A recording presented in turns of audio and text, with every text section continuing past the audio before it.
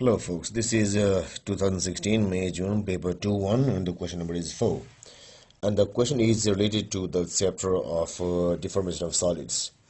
The first question says state what is meant by elastic potential energy. So it is the energy stored in an elastic body because of let us say deformation, or you can say because of change of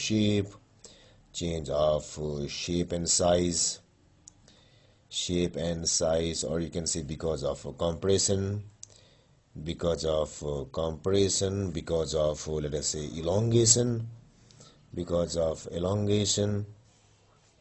or you can say because of extension, and so on. So anyhow it should be the change of dimensions. Now in number B, it is said that a spring is extended by applying a force.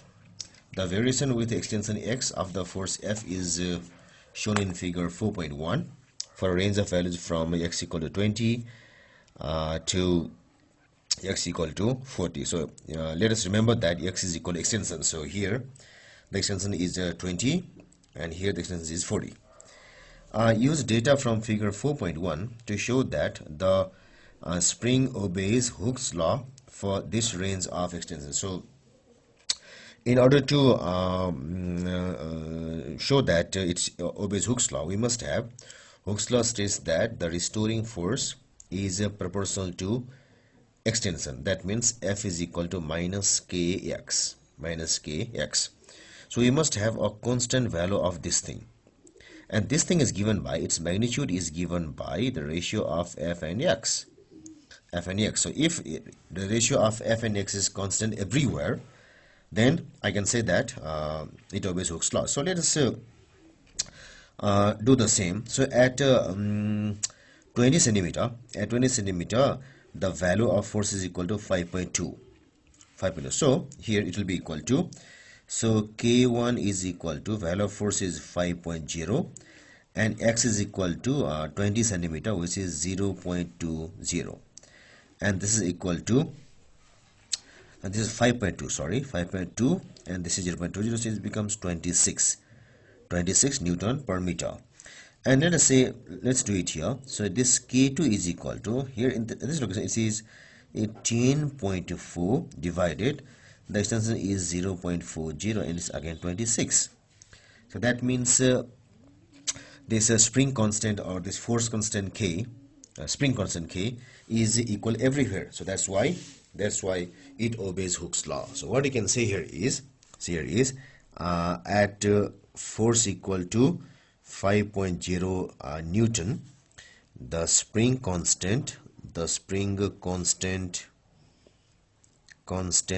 equal to 5.0 by 0.20 equal to 26 Newton per meter.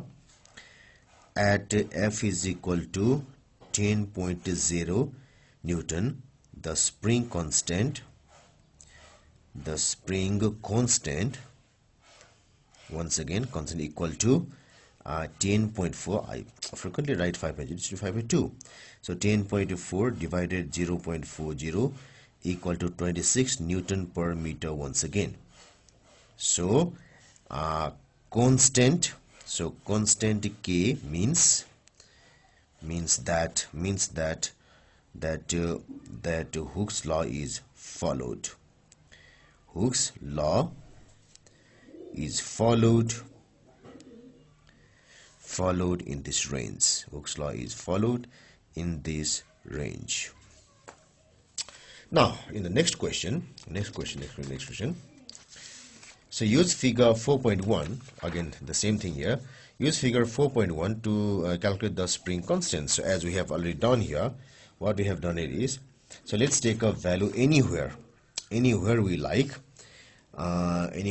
So let me take it here.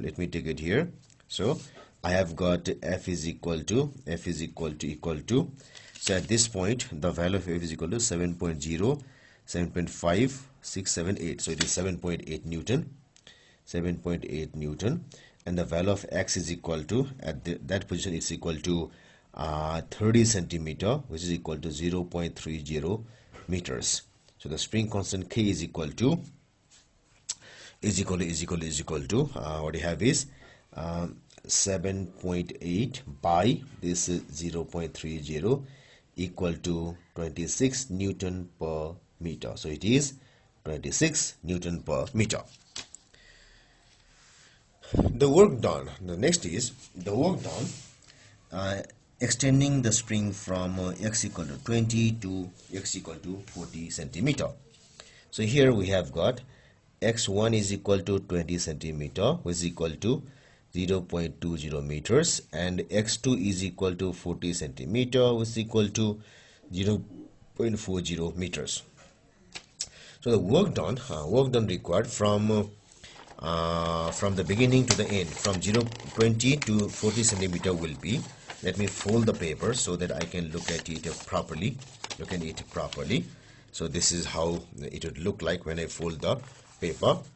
So first we have to find the work from. So this W is equal to W2 minus W1, where W1 is equal to the work required from 0 extension till 20, 0 till 20, and W2 is the work required from 0 till 40. So 0 till 20, 0 till 40, and if we subtract this from this, I'll get the work here. So it's equal to, so the work required to extend from 0 to 40 will be equal to, is equal to 1 by 2 k x2 square minus, it is 1 by 2 k x1 square, which will be equal to 1 by 2 k common x2 square minus x1 square, and that's equal to 1 by 2 into 26 into this x2 is equal to 0.4 square, 0 square minus 0.20 square, and this comes to be, when I do the calculation, 1 by 2 into 26 into bracket 0.40 square minus 0.20 square, bracket close, equal to, so the value will be equal to 1.6 joules. So it is 1.6 joules. Now the last question is, a force is applied to the spring in B to give extension of 50 centimeter, which is beyond this graph.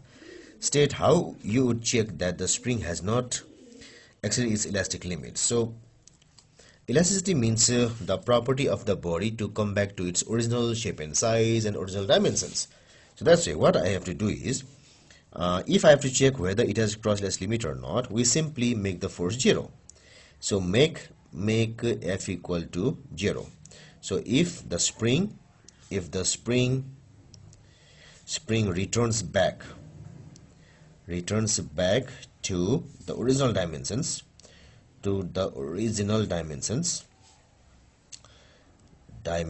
such that x equal to 0, then it means that that means elastic limit was not exceeded. So had it been exceeded, what would have happened was there would have been some strain remaining, which we often call as the residual strain or something like that. So that's why the way to check for the exceeding of elastic limit is somewhat like this.